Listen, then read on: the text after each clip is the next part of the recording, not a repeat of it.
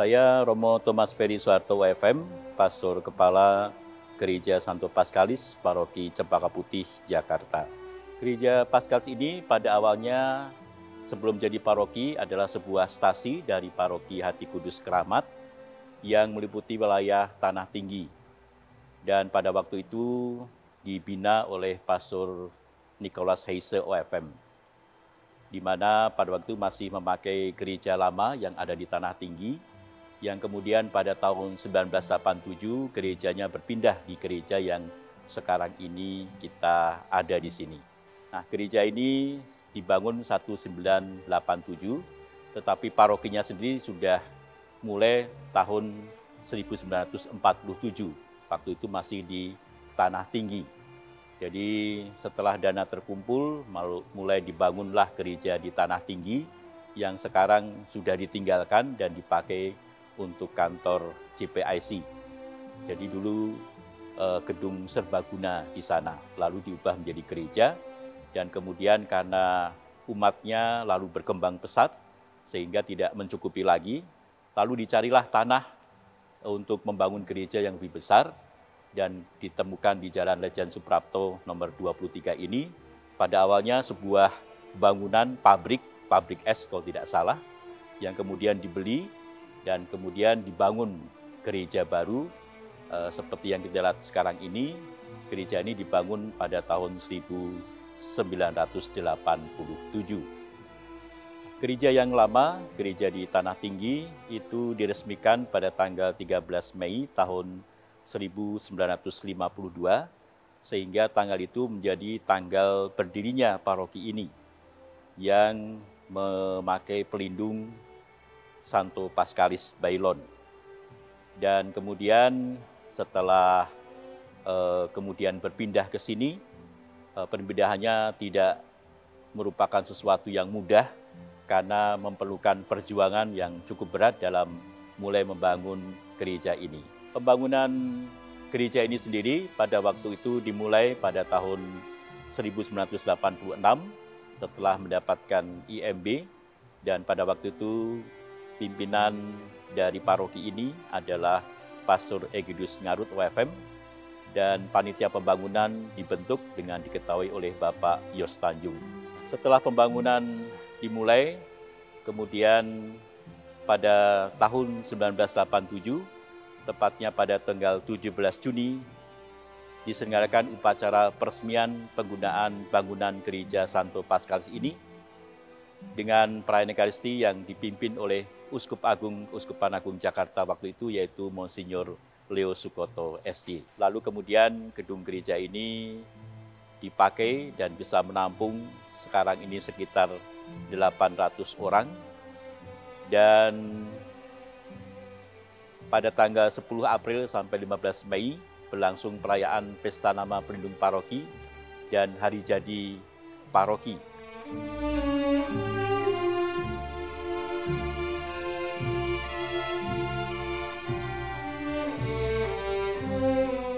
Pelindung gereja ini adalah Santo Paskalis Bailon, dan Santo ini berasal dari Spanyol. Ia lahir pada Hari Raya Pentakosta tahun 1540 di kota Torrehermosa di Spanyol. Orang tuanya miskin, tetapi sungguh kaya akan kesucian dan kekudusan. Maka Paskalis itu sejak kecil memang dididik orang tuanya dengan tradisi Katolik yang cukup ketat, sehingga menjadi anak yang baik.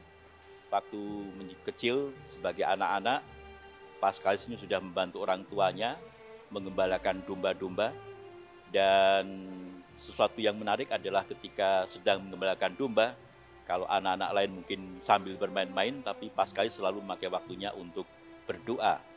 Dan di Spanyol tentu ada banyak bukit dan gunung-gunung tempat orang mengembalakan domba. Itu juga ada patung-patung atau gua-gua Maria. Biasanya Paskalis selalu menyempatkan diri untuk berdoa di depan patung Bunda Maria yang ditemui pada saat dia menggembalakan domba. Kemudian Paskalis pada usia 24 tahun mau memasuki hidup membiara, Dia kemudian melamar untuk menjadi seorang bruder di biara Soda Sodadina atau biara OFM di Monteforte. Dia diterima dan kemudian menjalani hidup sebagai bruder dengan penuh kerendahan hati dan hidup yang sederhana.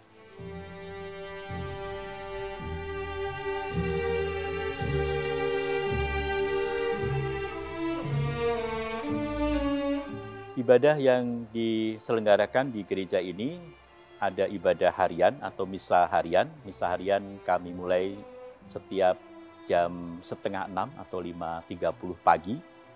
Dan kemudian misa mingguan, itu misa mingguan ada Sabtu sore jam 5. Selain di sini juga ada jam 6 di Kapel di Kemayoran.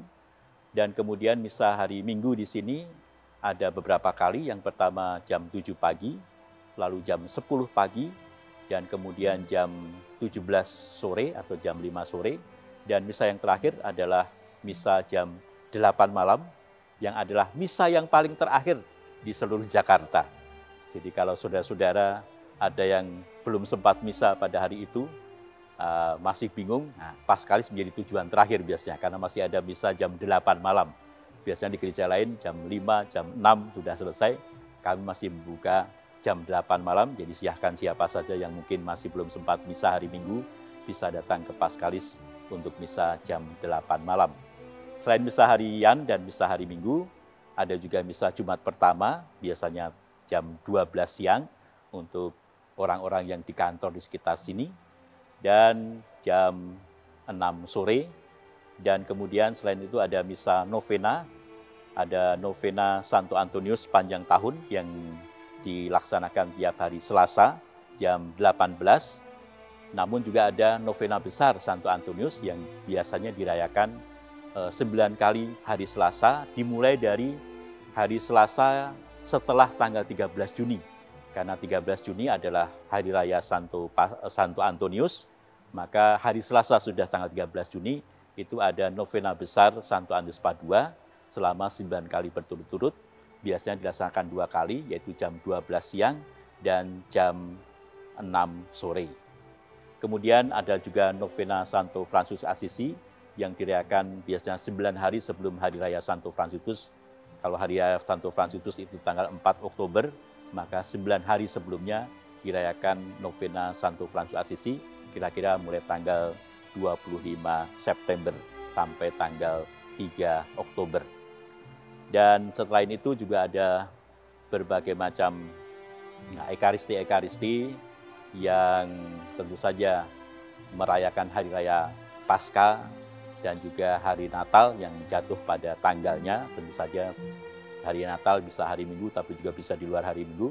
Sementara hari Paskah mulai dari Kamis, Jumat, Sabtu sampai hari Minggu Paskah. Tentu saja dilaksanakan secara meriah di gereja ini.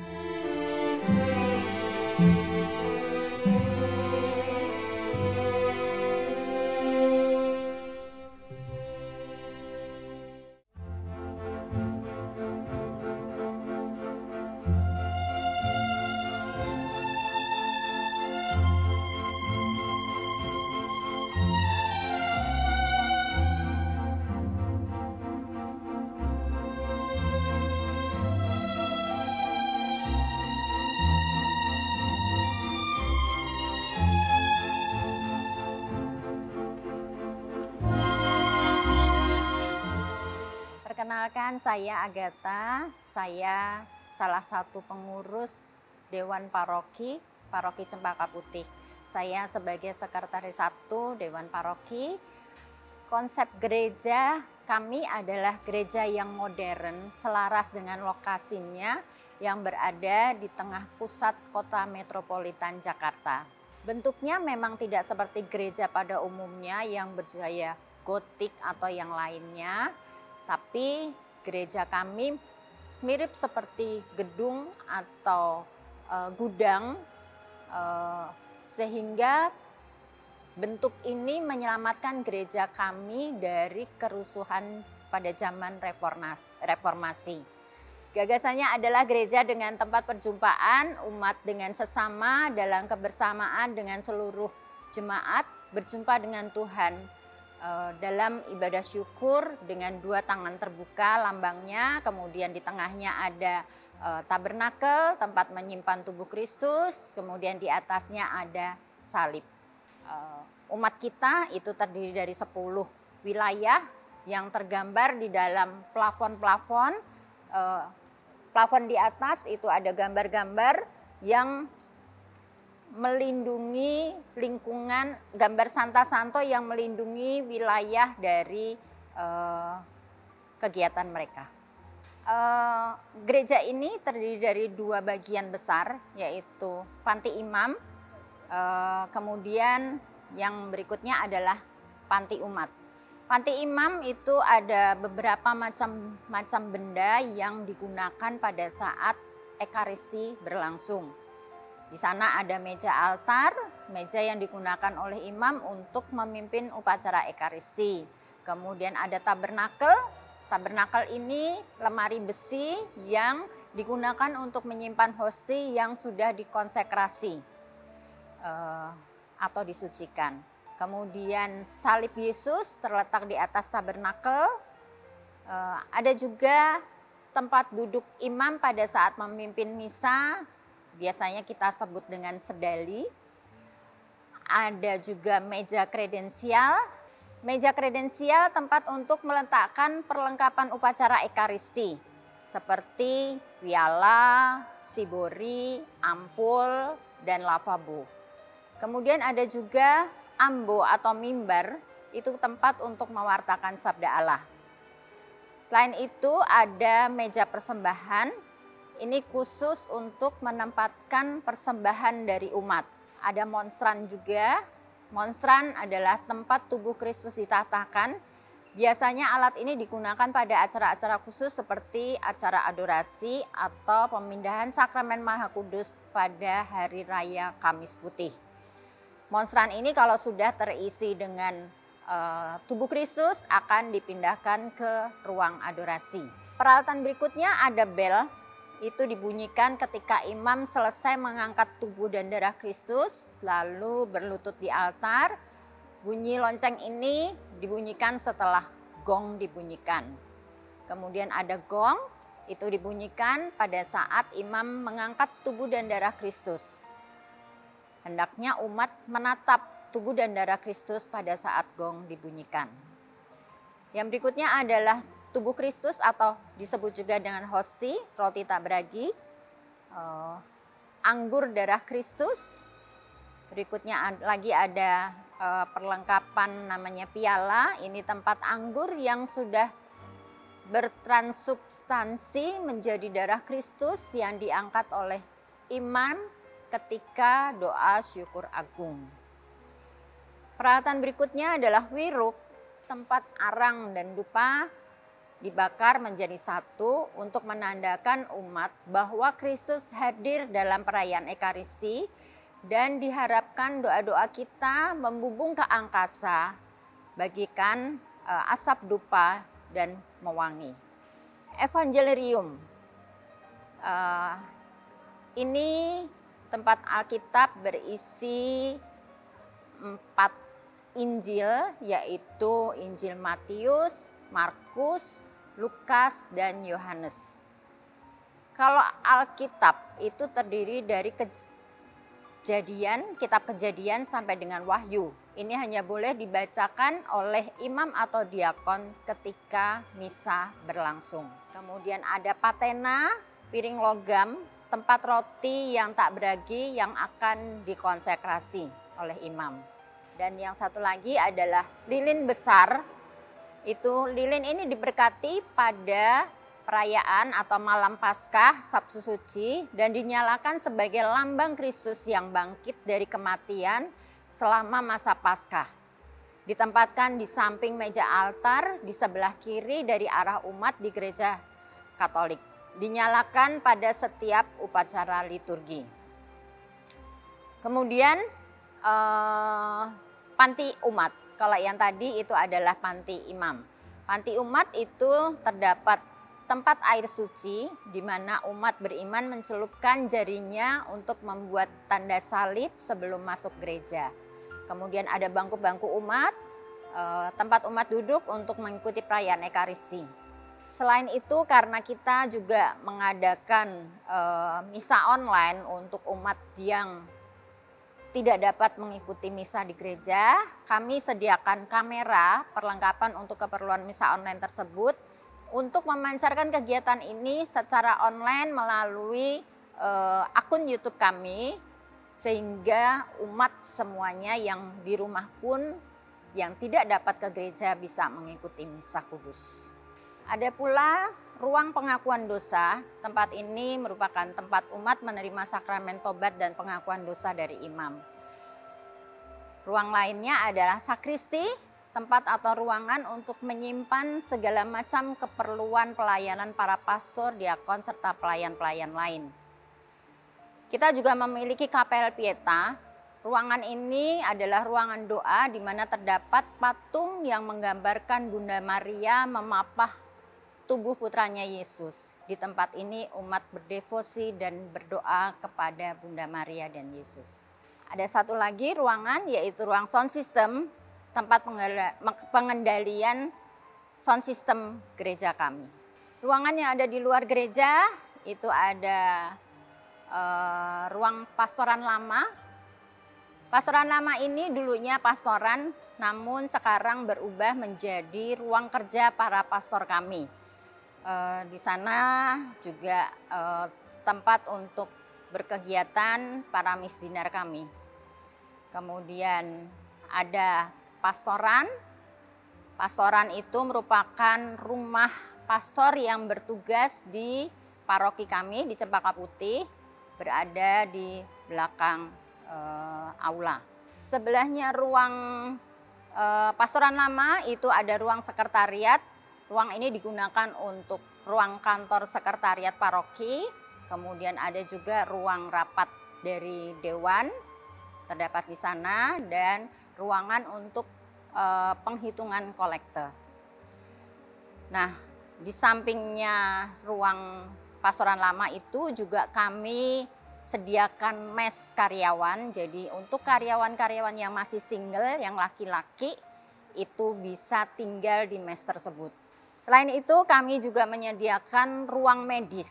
Ruang ini merupakan ruangan yang diperuntukkan untuk keperluan medis. Jika ada umat yang sakit pada saat misa berlangsung, maka langsung dibawa ke ruang tersebut sehingga umat yang sakit bisa segera tertangani. Dan di sebelah kiri itu ada Gua Maria, di sana ada patung Bunda Maria juga, tempat berdevosi juga umat-umat. Pada bulan Mei dan bulan Oktober banyak umat yang berziarah ke gua tersebut untuk berdoa kepada Bunda Maria. Ruang besar kami yang satunya lagi adalah ruang GKP.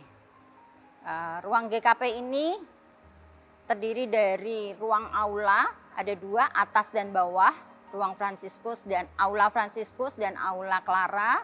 Kemudian ada ruang-ruang kecil untuk kegiatan-kegiatan umat, misalnya rapat atau PDKK kami melakukan kegiatan, atau banyak lagi kegiatan-kegiatan yang memerlukan ruangan. Nah, di depan GKP itu kita juga membangun sebuah teras, di mana teras itu bisa digunakan untuk umat bersosialisasi di ruang terbuka. Karena pada saat pandemi itu ruangan itu sangat dibutuhkan, di mana ada jarak-jarak antara satu dengan yang lainnya dan harus di ruang terbuka, sehingga mereka bisa leluasa bersosialisasi di sana.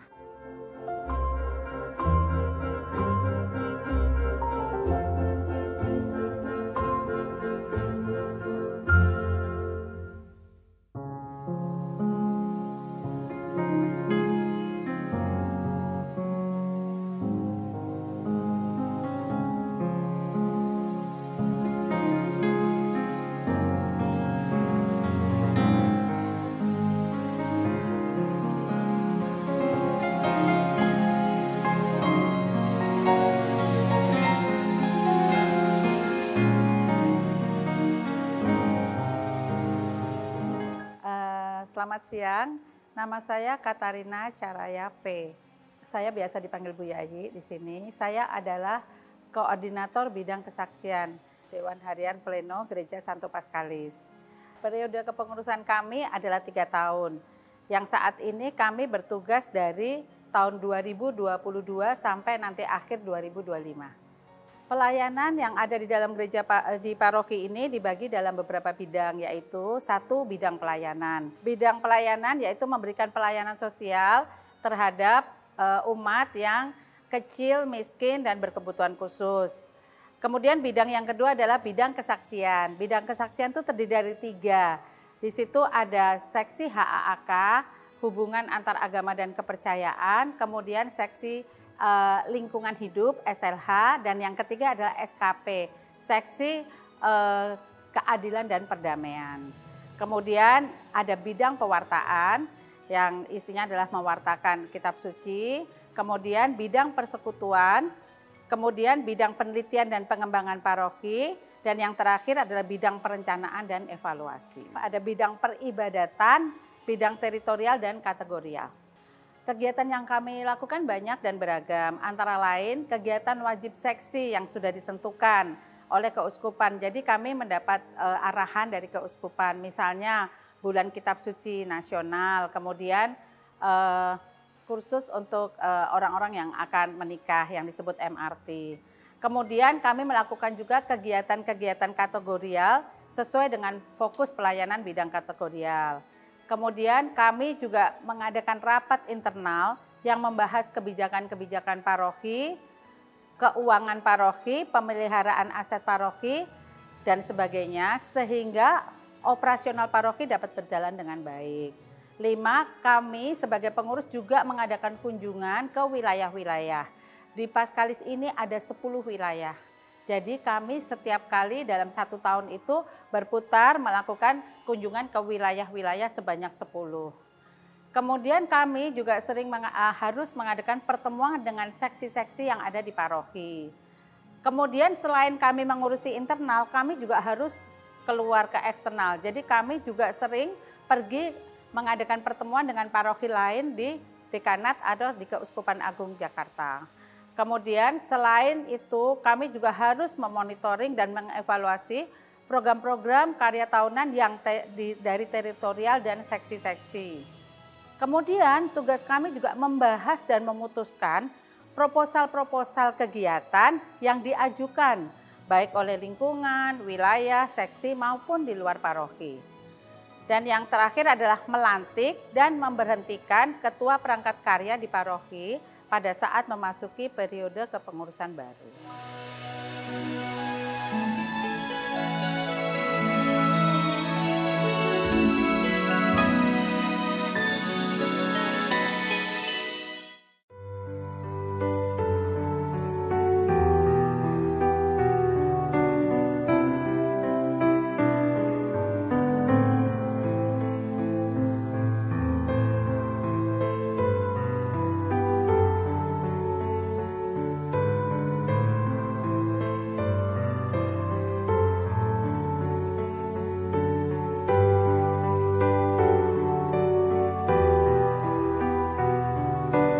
Perkenalkan, nama saya Romo Yohanes Epa Prasetya OFM, biasa dipanggil Romo Epa. Saya adalah vikaris, saya adalah wakil pastor paroki di Paroki Cempaka Putih, Gereja Santo Paskalis.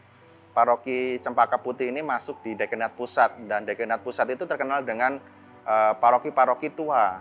Jadi mayoritas Dekanat Pusat adalah lansia, lansia yang paling banyak, lalu disusul anak-anak muda, dan keluarga muda rata-rata akan pindah di daerah pinggiran Jakarta. Nah, itu dari latar belakang usia. Kemudian untuk dari suku di sini beragam.